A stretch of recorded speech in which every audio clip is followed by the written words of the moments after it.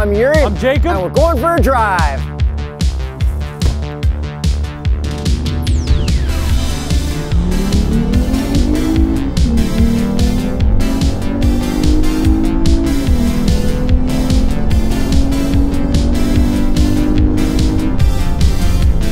'21 Lexus IS350. All-wheel drive F Sport Series 3 without launch control brake boost.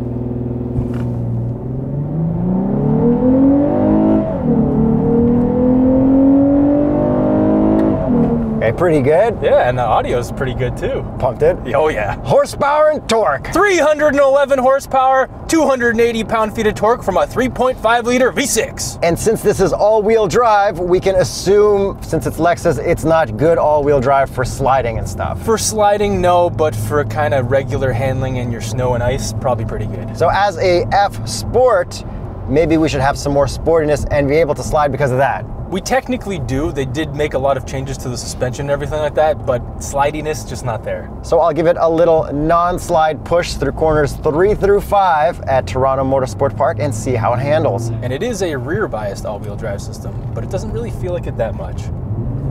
Yeah, I'm sticking in auto. Well, that's not bad. Yeah, transmission's reacting properly, and it's not, oh, well, okay, I just put the foot down and like nothing happened there. Because you're in the wrong gear? Because automatic's in the wrong gear. Yeah, you'd really want to be in manual for this. Oh, for sure. So it's kind of hard to tell if it understeer or oversteered, and I kind of blame everything on the automatic. You can kind of judge that because it felt kind of understeery to me, but I'll do a cliche slide corner to really find out. Okay. Approach this in second and kind of slow and power out of it, and just understeered. Nothing happened. They're like, just like flat through. Let's go onto the road. I think that's where this belongs. Yes, so we can talk about the looks because this actually looks really awesome because it's been totally refreshed. So starting with the front end, we've got different headlights and a slightly different shaped grille. Yeah, so the LED DRLs are incorporated into the headlights and the DRL is above the actual headlight now. Yeah, which is pretty cool. It totally looks very sharp, and then this grille is all blacked out. Yeah, because we have the F Sport, so it's a lot more aggressive. And overall, this front end just looks crazy. They also have brake vents now, inspired by the RCF. Yeah, it's not too much of a change from the last gen at the front, but it's enough that it's noticeably different. Yeah, mostly in the headlights, I'd say. Okay, and then from the side view, we've got a really, really nice body line that was popping like crazy for us today. Yeah, kind of like this bottom left uptick thing. And I think the last IS we drove was white. Getting it in a metallic-y, like grayish color is definitely a lot better. And these wheels are so good. They kind of look BMW-ish to me. Yeah, I don't really think so, but they are BBS forged wheels, so they will help on the racetrack. And what would be the Continental recommended tire for an IS350 F Sport all-wheel drive Series 3? It's actually the ones that we're driving on, the Conti Winter Contact TS830P. And one more thing before we get to the back. From the front of the looks, you can see that we've got a really, really bright red interior, and I love this shade of red for interior. Oh yeah, it pops from the outside. Unless you're wearing a plaid sweater, then you just blend in. Just matching my interior, bruh, even though you can't see me in here probably. So moving around to the back, which you kind of also see from the side, is that trunk. Yeah, it's definitely sharp. It's a really bold, wide thing that I think they had difficulty actually making the mold to actually make that trunk possible. But we do have a cool carbon fiber spoiler up top. Yes, part of the Series 3. Little one. I think it looks really good, and when it pops, it looks really nice. And then I guess the best part of this whole car is the new taillights. Yeah, they look unreal, like razor sharp. I feel like everyone's doing the lines all the way across that in 5 years, it's not going to be cool anymore, and that's going to make things look old. I don't know, man. These look really good, though. Yeah, no, they do. But like I'm saying, like there's going to be 5 years of everyone having lines going all the way across. But they do look, yeah, amazing. Yeah, well, hopefully we have another 5 years of these exhaust tips because they are real AF. Does it sound good, though? Let's take a listen to the outside.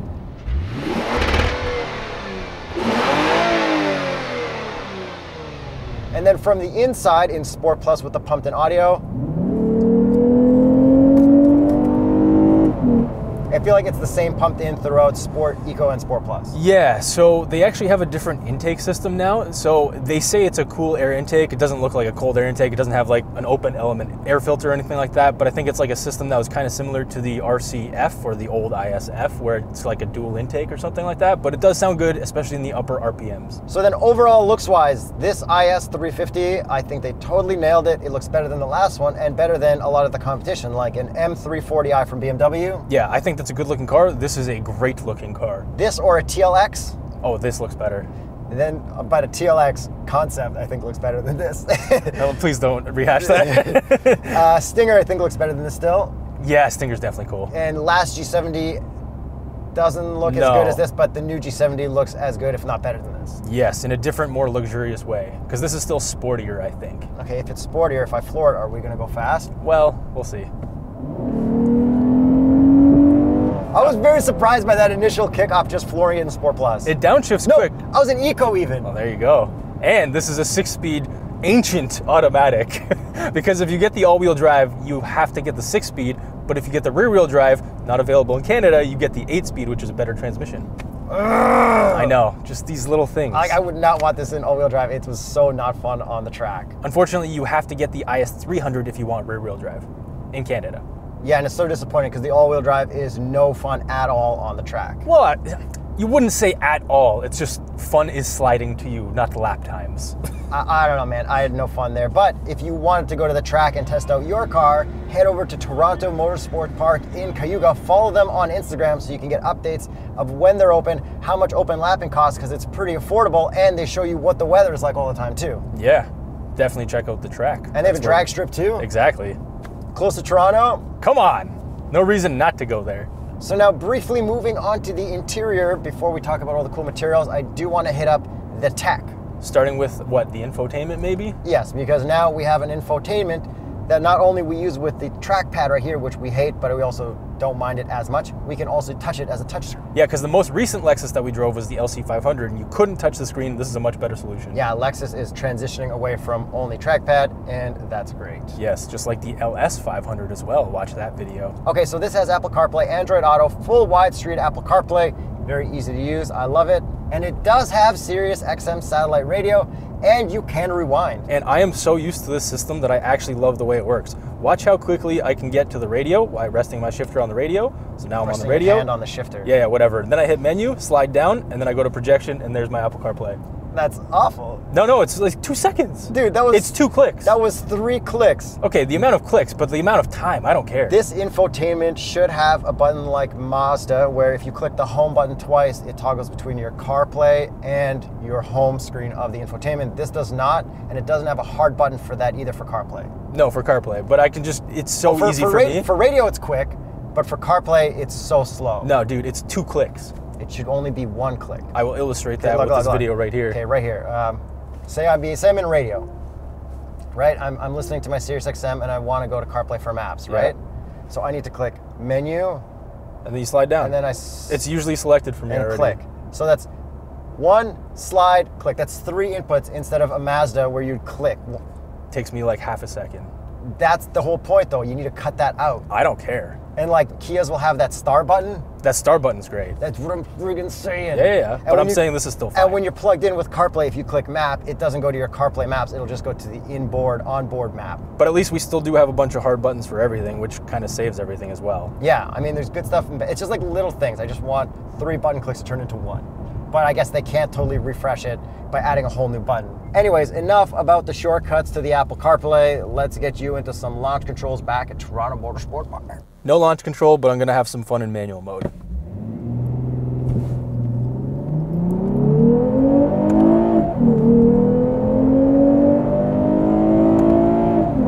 Some fun was had. Yeah, I like the shift light, how the whole thing turns orange. Oh, that shift light is fantastic. That gauge is fantastic. Yes, okay, what happens if we bang it off the limiter, LC500, Savage Geese style? Just stops. It doesn't keep going. No. All right, now turns 3 through 5, or 6, 3 through 5. Let's see how this handles. There's a little bit of initial understeer. Yeah, quite a bit of initial understeer. And then you give it throttle, and it just rotates around, but it just doesn't give you that much confidence. And I know they made a lot of changes to this car, and it does feel, oh, there we go, a little bit, just a tiny bit of oversteer. Well, we are winters too. Exactly, but I know they did a lot of changes for this car because they have this whole new facility in Japan that's like mimicking the Nürburgring so they can test their cars. And I mean, we kind of have our own mini Nürburgring here, so we're putting it through its paces just like they probably did. The Cayuga ring. Yeah, doing manual compared to automatic through the turns is so much more fun. Like, if you're trying to have any fun with this, make sure it's not in auto. Yeah, the shift logic for automatic for this 6-speed isn't just not very Awful. good. Yeah, but there are like a lot of little things that they did. Like, they switched from lug nuts to hub bolts because that gives you more rigidity. So I'm gonna test that rigidity into cleach slide corner, and let's see if I can get some oversteer out of this. Nothing. Yeah, just grip. I was gonna offer you this $5 in Monopoly money if you could get a good slide, but since you can't, I'll hold on to it and save it for Boardwalk. Lost out on $5. All right, second attempt. $5 if you can get a good slide, like a thumbnail-worthy slide. I'm gonna use these hub bolts because they saved 1 kilogram of weight. Let's see. I'm really trying to get that $5. Trust me, there's nothing more Jacob wants than $5 from my personal money. Yeah, exactly. Nah, man, nah. Onto the road. I'll leave this in the glove box for any future journalists who drive this car and try. You gotta send us a video. So this is their first car that has the new Lexus driving signature. So they're trying to make this thing a lot more performance-oriented and sporty. I think it is helping, but it's definitely a slow process. Man, like the traction control thing taking up the gauge while you're driving is the opposite of sporty. Well, I was telling you that if it says F Sport, it's not a sporty. If it says just F, it's sporty looks-wise more. If it says just F, then that is the sport one. Yes, the really sporty one. Because I had an ISF, and that was very sporty. I also had an IS350, and also wasn't that sporty. And this powertrain has been around since my 2006 IS350, and it is largely unchanged. And one thing my old Lexus didn't have are these super soft Series 3 knee pads because they are so nice for the racetrack. Yeah, not that you really care about taking this to the racetrack. No, but driving even daily and stuff. Yeah, if you got like legs that stick out. Or yeah, so let's talk. I did touch it and I was like, oh. Exactly. But it's not like super pad, it's like a light fabric. Oh, I love this. It's just way better than hard plastic. So overall, driving-wise, this doesn't drive as well as an M340i, like not even close. Looks-wise, I do prefer this over the M340i. And then driving-wise, G70 drives better? Yes, I agree. And Stinger drives better? Yes. M340i and TLX? Oh, I don't know, that's a tough one. TLX might handle better, but it definitely won't slide either. Yeah. We have to take it to the track and find out. Let's talk about this interior. Okay, I love the red. That's the most important part, and it's such a bright, punchy red where most cars do something completely different. It's a bold move. Like, yo, this is like the same color as this cup. Yeah, and my shirt. All right, seat comfort. Seat comfort is great, like super comfortable. But this lumbar only goes forward and back, no up and down, and this is a expensive luxury car. I think they should change that for future generations of Lexuses. But the side bolsters are really good.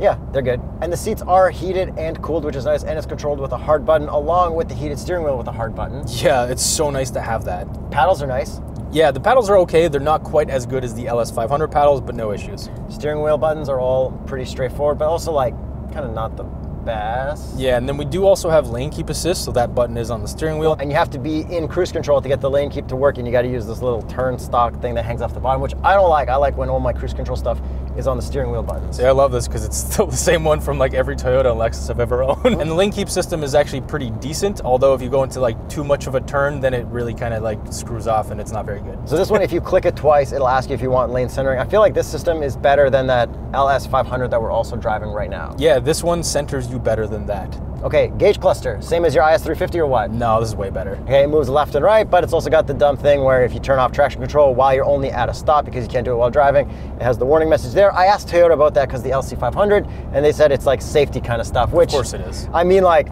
I get it, but also... Come on. Come on. Yeah. And all the gauge animations and transitions are great between the modes. Speaking of drive modes, we do have Eco, Normal, Custom, Sport, and Sport S+. And this does have adaptive suspension, but I haven't really noticed that much of a difference between any of the modes. It is just insanely comfortable in every mode. So other stuff that doesn't really matter. Cup holder, fits a small cup or a medium cup just fine. And visors, 3, 2, 1. Fail. Fail. Come on, guys. Oh, and back to driving stuff with the paddles.